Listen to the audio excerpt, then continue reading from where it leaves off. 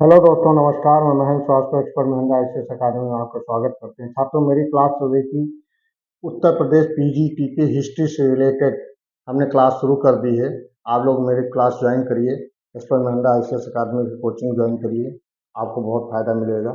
हाँ, आगे हमने आपको प्राचीन भारत के बारे में हमने बताया, आपको कालखंड में आपको बांट के बताया कि हमारा जो कालखंड है, ऐतिहासिक काल, आर्य ऐतिहासिक काल और पाषाण काल, ये सारी चीज़ें हमने आपको बताई।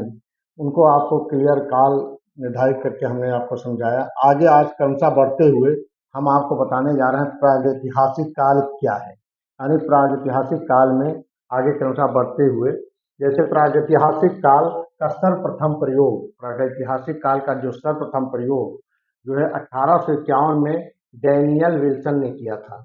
इन्होंने प्रागैतिहासिक काल का नाम दिया और डैनियल विल्सन ने।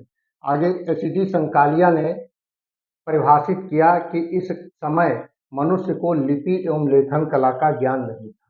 यानी एच.डी. संकालिया ने परिभाषित किया, इन्होंने बताया कि इस समय जो मनुष्य को लिपि एवं लेखन कला का ज्ञान नहीं था और इस काल में सभी पाषाण युगीन सभ्यताओं को शामिल किया जाता है। यानी कि इस काल में सभी पाषाण युग, यानी जो भी पाषाण युग हैं उनको पूरा पाषाण, पाषाण काल और मध्य पाषाण काल, जो 3 भागों में बांटा गया है, उसके बारे में बता रहे हैं। इस काल में सभी पाषाण युगीन सभ्यताओं को शामिल किया जाता है और इस काल को जानने का एकमात्र स्रोत जो पुरा अवशेष है, यानी कि जो पाषाण के पुरा अवशेष, जो हथियार हैं, औजार हैं, जो मिले हैं, उनके आधार पर हम क्लासिफिकेशन करते हैं। यानी कि ये बांटा गया। आगे 1816 में सीजे थॉमसन, यानी 1816 में सीजे थॉमसन जो डेनमार्क के रहने वाले थे, कोपेनहेगन के राष्ट्रीय संग्रहालय के अध्यक्ष थे ये, यानी डेनमार्क में ये रहने वाले थे। और ये सीजे थॉमसन जो है राष्ट्रीय संग्रहालय के अध्यक्ष थे। इन्होंने पुरावशेष का वर्गीकरण कर त्रियुगी विभाजन प्रस्तुत किया, यानी त्रियुगी विभाजन प्रस्तुत किया। यथा पाषाण काल, ताम्र काल और कांस्य काल और लौह काल, यानी कि ताम्र, कांस्य काल और लौह काल और पाषाण काल, इन्होंने 3 भागों में इन्होंने विभाजित किया। आगे पाषाण काल अथवा प्रागैतिहासिक काल, पुरावशेषों में पाषाण उपकरणों की अधिकता के कारण इसे पाषाण काल कहा जाता है। परंतु शीघ्र नष्ट हो जाने वाली वस्तुओं जैसे काष्ठ, हड्डी, सुरंग का प्रयोग को उत्तर काल में किया जाता है। यानी कि काष्ठ, हड्डी और सुरंग प्रयोग का उत्तर काल में किया जाता था। इसके आधार पर जॉन लुबाक, यानी कि इसके आधार पर जॉन लुबाक, जो आगे चलकर लॉर्ड एवेवरी के रूप में जाने गए, ने अपनी पुस्तक प्री हिस्टोरिक टाइम्स में पाषाण काल को पूरा पाषाण काल एवं मध्य पाषाण काल में विभाजित किया। इन्होंने पूरा पाषाण काल और मध्य पाषाण काल को इन्होंने विभाजित किया।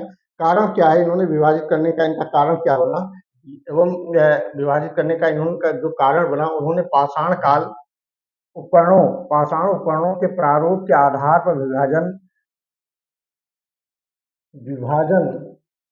के आधार पर किया था।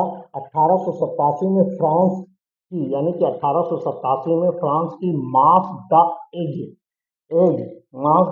एक स्थान है नामक गुफा से ऐसे उपकरणों को जानकारी मिली, ऐसे उपकरणों की जानकारी प्राप्त हुई जो पुरा पाषाण और नवपाषाण काल दोनों का विशेषता लिए हुए, यानी दोनों की विशेषता लिए हुए थी। ऐसे में पुरा पाषाण काल और नवपाषाण काल के बीच की मध्य पाषाण के काल की उपस्थिति को स्वीकार किया गया। इन्होंने ये बताया, इनको जो है, जो लॉर्ड एवेरी थे, जिनका पहले नाम